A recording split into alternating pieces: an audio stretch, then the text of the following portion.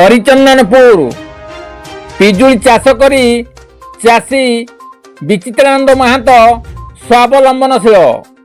केन्दुझर जिला हरिचंदनपुर ब्लॉक बाइलबेड़ा ग्राम रे अभिनव पिजुली चाष करिसेंती जने चाषी।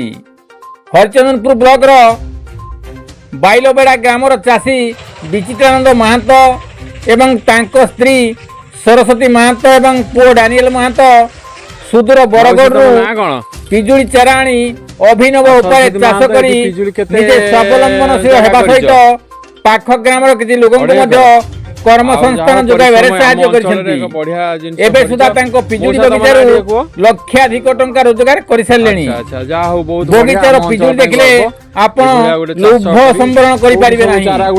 हरिचंदनपुर ब्लॉक अंचलर एही युव चाषी को सरकारी सहायता मिलले से आहुरी आगको बढ़िबा सहित निकटस्थ लोकंकु मध्य कर्म संस्थान जोगाई पारिबे बोली प्रकाश करिसेंती। Kavindra Raut report KD news.